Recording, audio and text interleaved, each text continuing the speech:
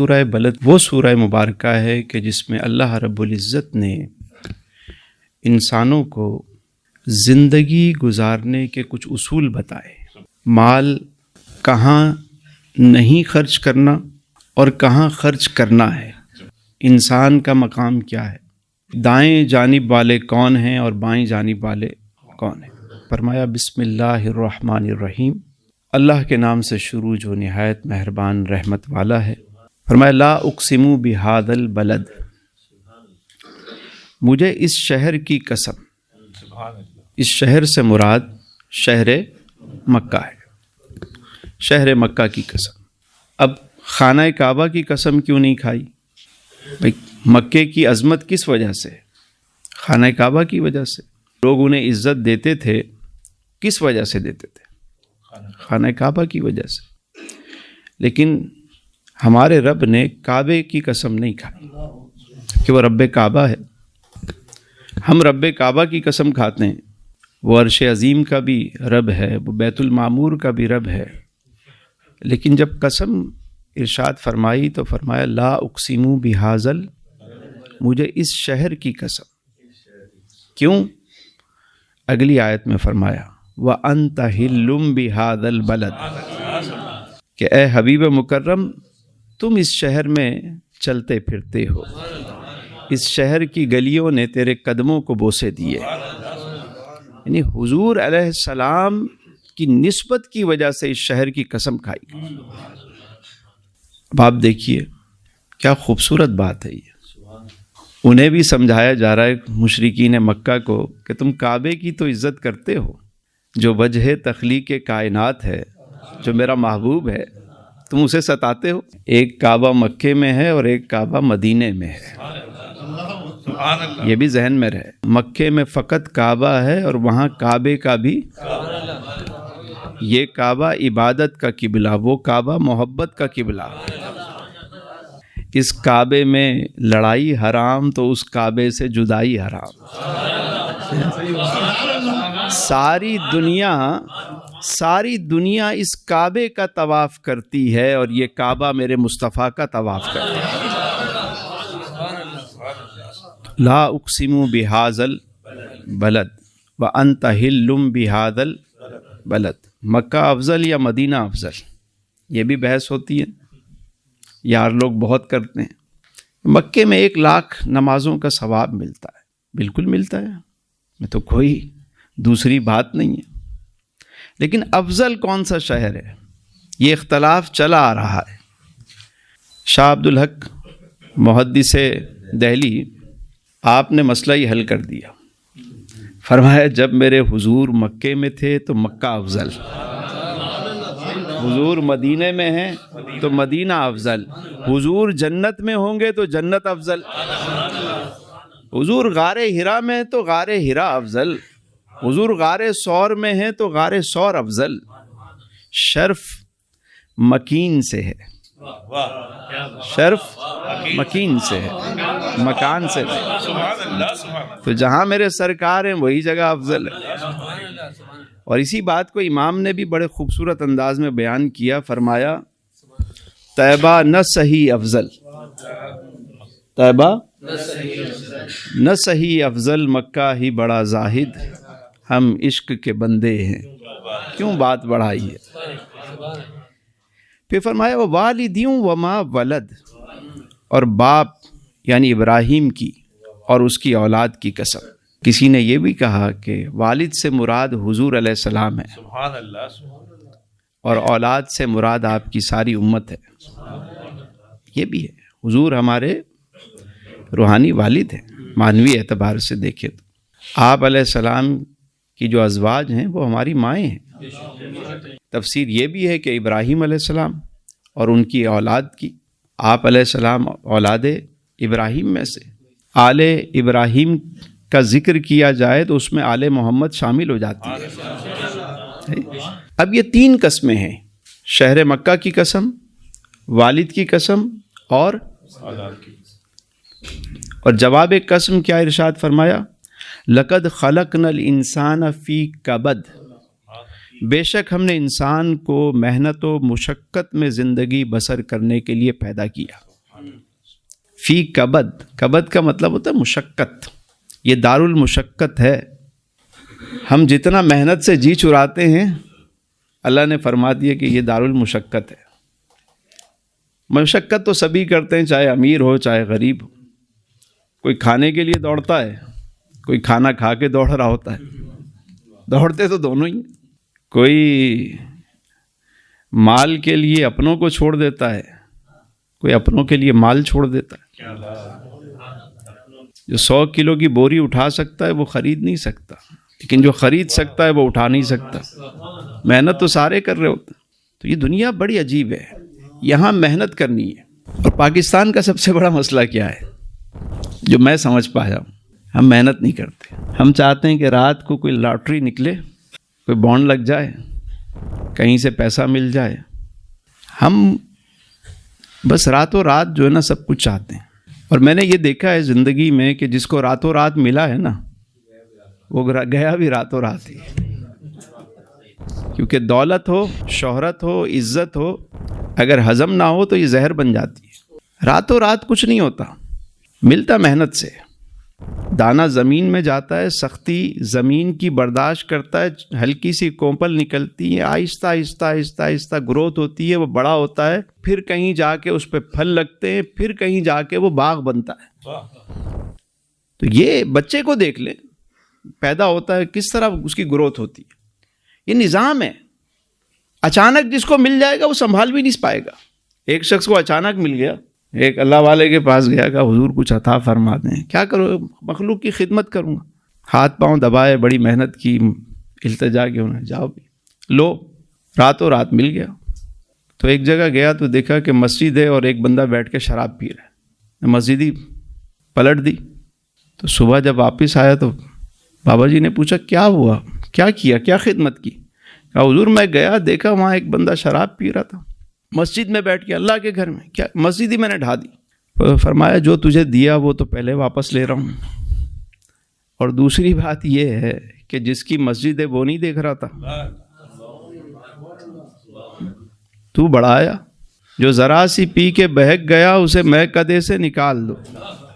یہاں کم نظر کا گزر نہیں، یہاں اہل ظرف کا. تو جو ہوتے ہیں وہ ظاہر بھی نہیں کرتے. اصل جو دولت مند خاندانی میں نے دیکھے وہ ظاہر بھی نہیں کریں گے. جو اصل عزت دار ہوگا وہ کبھی بھی اپنے آپ کو شو آف نہیں کرے گا. شعبدے بازیاں چیزوں سے وہ اپنے آپ کو ظاہر نہیں کر رہا ہوگا. پھر فرمایا ایحسب ان لن یقدر علیہ احد، کہ جب انسان کو اچانک چیزیں مل جاتی ہیں نا بغیر محنت کے، یا اس نے لاٹری لگ گئی، یا اس نے چلو محنت کر کے بھی حاصل کر لیا، تو جب بہت ساری چیزیں آ جاتی ہیں تو پھر مستی سوچتی ہے. پھر وہ یہ گمان کرتا ہے ایحسب ان لن یقدر علیہ احد، یقدر، مجھے تو کوئی قابو نہیں کر سکتا، میرے پاس تو دولت ہے، طاقت ہے، پاور ہے، سب کچھ ہے میرے پاس، میں اپنا مال جیسے چاہوں خرچ کروں، کون روکے گا مجھے؟ میں نے محنت سے حاصل کیا. اب دیکھیں قرآن کیسے بیان کر رہا ہے نفسیات انسان کی. یقول اہلکت مالا لبدا، کہتا ہے کہ میں نے بہت سا مال اڑا دیا. تمہیں پتہ ہے سیکیورٹی میں نے کیسی رکھی ہوئی ہے، گھر کیسا بنایا ہے، شادی میں دیکھو کیسے اڑایا میں نے، کہاں شادی کی، اتنے ہزار لوگ بلائے، اسٹیٹس دیکھا ہے ہمارا، رشتہ داروں کو سب کو دکھایا ہم نے. پنجابی میں کہتے ہیں شریکا نو اگ لگ گئی، شریکا نو اگ لگ گئی. میں نے بہت سا مال اڑا دیا، بہت لوگوں کو خرید لیا. ہارس ٹریڈنگ تو کوئی ہم سے سیکھے، سب کر لیا ہم نے. اچھا جی، ایحسب ان لم یرہ احد، کیا اسے یہ گمان ہے کہ اس سے پوچھنے والا کوئی نہیں؟ اللہ اکبر، اللہ اکبر. ایک تو یہ کہ جو سمجھتا ہے کہ مجھ پہ کوئی قابو نہیں پا سکتا، میرا مال ہے میں جیسے اڑاؤں، اور وہ یہ گمان کرتا ہے کہ مجھ سے کون پوچھے گا، مجھے کون دیکھ رہا ہے. اب اللہ نے آگے کیا فرمایا؟ الم نجعل لہ عینین، بھلا ہم نے اس کو 2 آنکھیں نہیں دی؟ دیکھتا نہیں ہے وہ، 2 آنکھیں ہیں، 2 کیمرے لگے ہوئے صاحب، ایک یہ لگا ہوا ہے، ایک وہ لگا ہوا ہے، 2 کیمرے. جو لوگ باہر بیٹھے ہیں لائیو دیکھ رہے ہیں, وہاں جو بیٹھے ہیں کیا دیکھ رہے ہیں؟ لائیو دیکھ رہے ہیں, ان کیمروں کی مدد سے لائیو.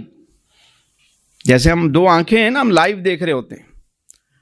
لیکن یہ کیمرے صرف لائیو دکھاتے ہیں؟ ریکارڈ بھی کرتے ہیں. کیا کرتے ہیں؟ ریکارڈ بھی کرتے ہیں. الم نجعل لہ عینین, کیا ہم نے تمہیں دو آنکھیں نہیں دی؟ تم یہ سمجھتے ہو صرف تم دیکھ رہے ہو, یہ ریکارڈنگ نہیں ہو رہی؟ بھائی جو باتیں ہمارے دماغ میں یاد رہتی ہیں وہ کیسے رہتی ہیں؟ ہم دیکھتے ہیں تو یاد رہتی ہیں نا. الم نجعل لہ عینین, وہ سمجھتا ہے کہ مجھ سے پوچھنے والا کوئی نہیں, مجھے دیکھنے والا کوئی نہیں, تجھے دو آنکھیں نہیں دی. وَلِسَانًا وَشَفَتَيْنِ, ایک زبان اور دو ہونٹ نہیں دیے تجھے؟ یہ زبان تمہیں سب چیزیں بتا دیتی ہے کہ کیا کھانا ہے کیا نہیں کھانا, سینس تو تمہیں دی ہے نا. اچھا یہاں ایک اور لطیف بھی بات بھی ہے کہ آنکھیں دو ہیں, ہاتھ دو ہیں, ہونٹ دو ہیں, زبان ایک ہے. بندے کی زبان ایک ہو, دو زبانیں نہ ہوں.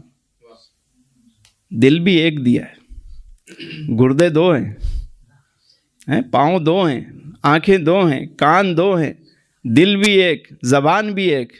دل بھی ایک ہی ہونا چاہیے, ایک ہی طرف ہونا چاہیے, زبان بھی ایک ہونی چاہیے. وَلِسَانًا وَشَفَتَيْنِ. اب دیکھیے جو اصل بات ہے, فرمایا وَهَدَيْنَاهُ النَّجْدَيْنِ, اور ہم نے اس کو خیر اور شر کے دونوں رستے دکھا دیے. یہ ہے وہ بات جو سمجھنے کی ہے. انسان کو فطری طور پہ خیر اور شر سمجھا دیا گیا. اگر کوئی غلطی کر رہا ہے تو کیا اسے نہیں پتا کہ میں غلط کر رہا ہوں؟ پتا ہے نا. بھئی کسی کی بہو بیٹی کو ایک آدمی یوں دیکھ رہا ہے, کوئی دوسرا شخص اس کو دیکھ لے, یہ فوراً سر جھکا لیتا ہے. کیوں؟ اس کو پتا ہے نا. یہ جو اندر بیٹھا ہوا مفتی ہے, مفتی اعظم مفتی ضمیر صاحب, یہ بھی تو ہیں. ایک صحابی ہے, ان کا نام ہے وابصہ بن معبد رضی اللہ تعالیٰ. حضور کی محفل میں آئے, وہ محفل میں داخل ہوئے تو صحابہ جتنی جگہ تھی جو بیٹھے ہوئے تھے وہ تو بیٹھے ہوئے تھے, لیکن حضرت وابصہ بن معبد کے لیے جگہ اندر نہیں تھی تو وہ وہیں کھڑے ہو گئے. میرے سرکار کی جب نگاہ پڑی, فرمایا وابصہ آ جاؤ. وہ آئے اور جہاں جگہ ملی بیٹھ گئے. میرے حضور نے فرمایا اور آگے آ جاؤ. وہ اور تھوڑا, حضور نے فرمایا اور آگے آ جاؤ. حتیٰ کہ ان کے گھٹنے میرے سرکار کے زانوئے مبارک سے مس کر گئے. یار ذرا سوچو تو صحیح, آج 1500 سال کے بعد ایک امتی کسی کو عزت دے, بلائے, قریب بٹھائے تو وہ کتنا چوڑا ہو جاتا ہے. اور سوچے جس کو سرکار بلا لیں قریب, سوچیں تو صحیح. اب قریب آ گئے تو میرے حضور نے فرمایا وابصہ جو پوچھنے آئے ہو پوچھو. یعنی حضور جانتے ہیں کہ وہ کیوں آئے تھے اور وہاں کھڑے ہو کے کیا سوچ رہے ہیں. اب جو پوچھنے آئے ہو پوچھو. پھر سرکار نے فرمایا بتا دوں کیا پوچھنے آئے ہو؟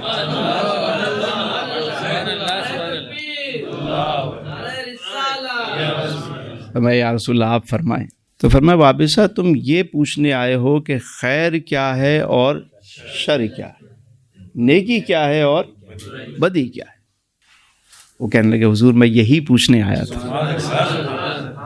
سرکار علیہ السلام نے یہ 3 مبارک انگلیاں ان کے دل پر رکھی اور فرمایا وابصہ پوچھ لیا کرو, یہ اس دل سے پوچھ لیا کرو, یہاں توجہ کر لیا کرو.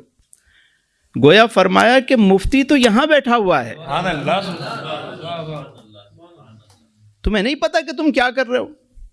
جانتا ہوں ثواب طاعت و زہد, پر طبیعت ادھر نہیں آتی.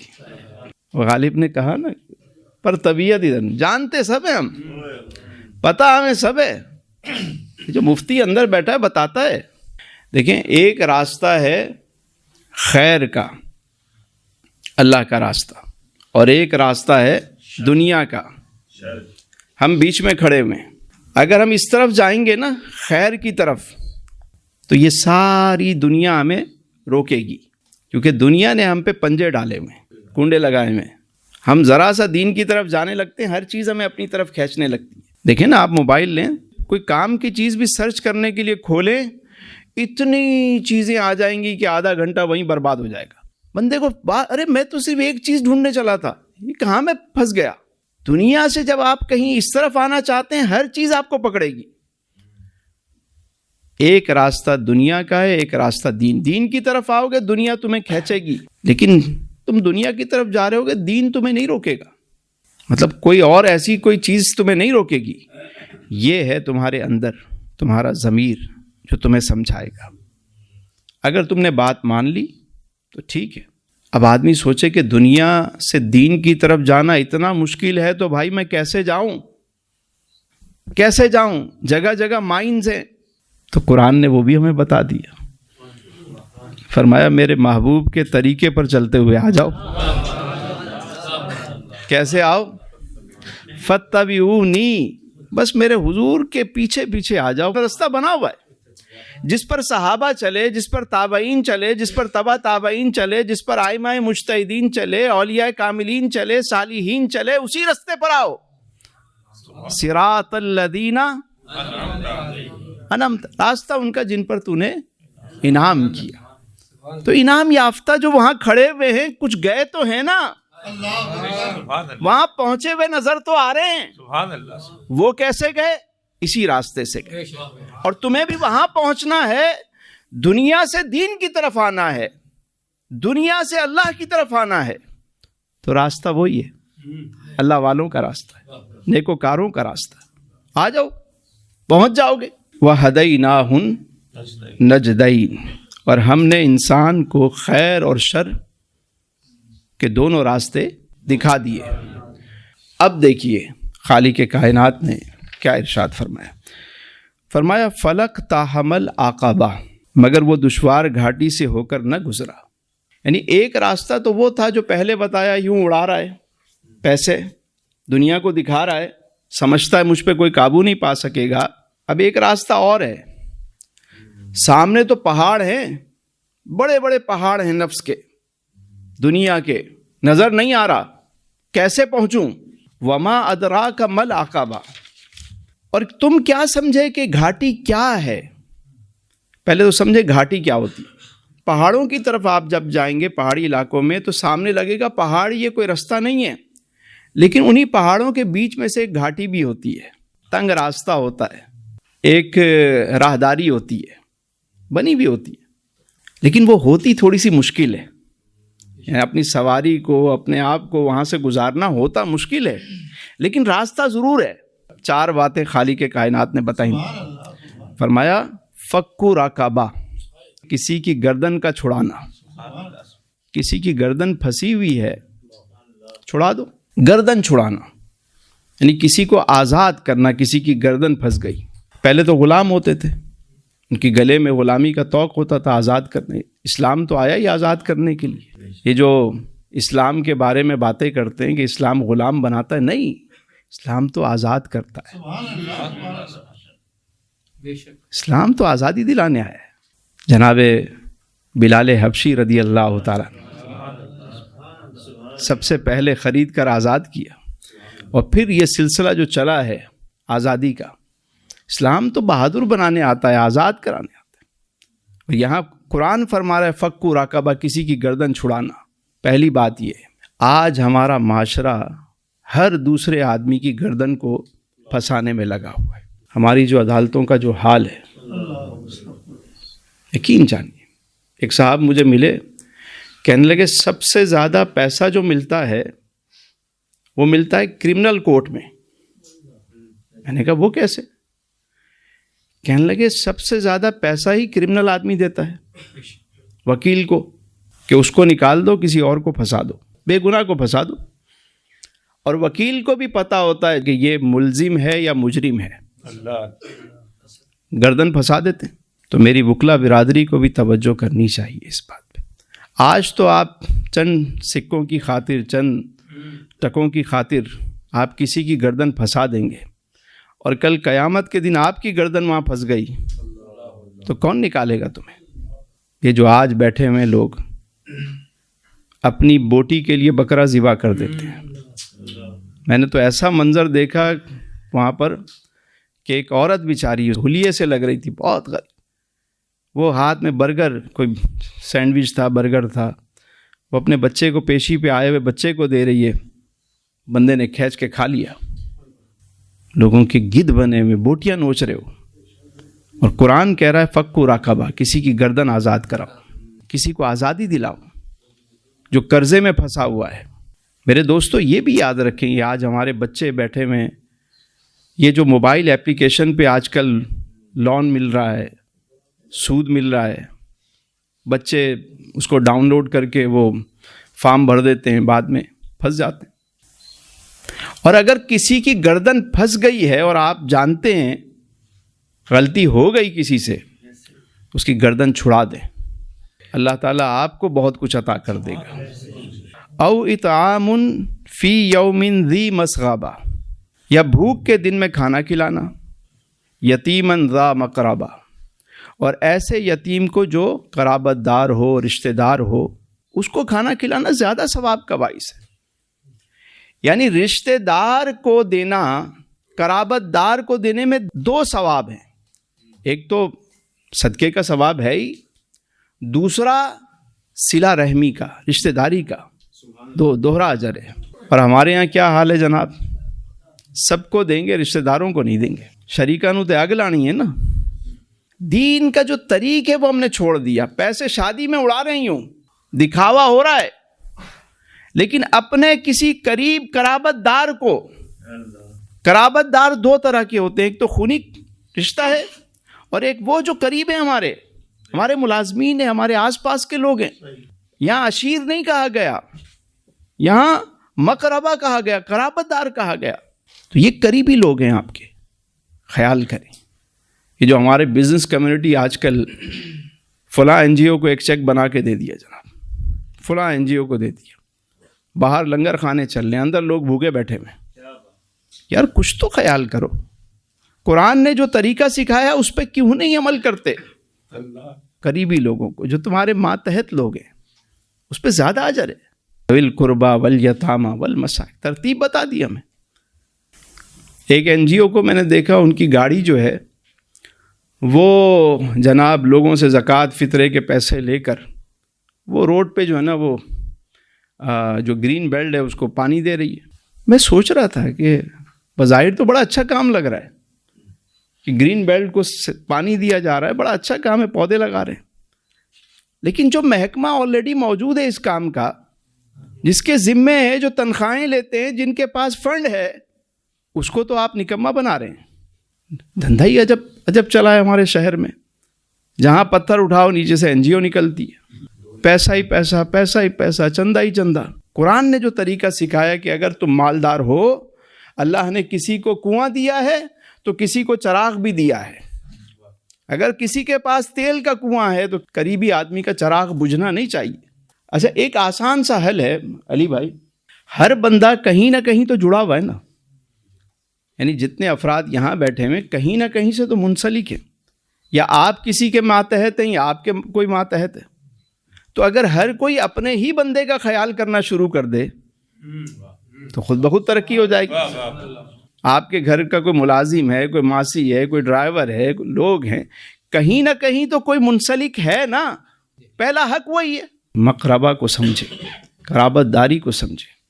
پھر فرمایا او مسکیناً ذا متربہ، یا خاک نشین کسی مفلس و نادار کو، جو بیچارہ حلیے سے ہی آپ کو لگ رہا ہے اور آپ جانتے ہیں اسے، آپ کے آس پاس آپ کو نظر آتا ہے. پوچھ کے کبھی اس کا حال ہی پوچھ لیں. میرے پاس سے وہ گزرے، میرا حال تک نہ پوچھا، میں کیسے مان لوں کہ وہ دور جا کے روئے؟ کیسے مان لیں کہ آپ کو درد ہے؟ اور یہ پوری آیتیں آپ دیکھیں، اللہ نے انسان کی قدر و منزلت سکھائی ہے.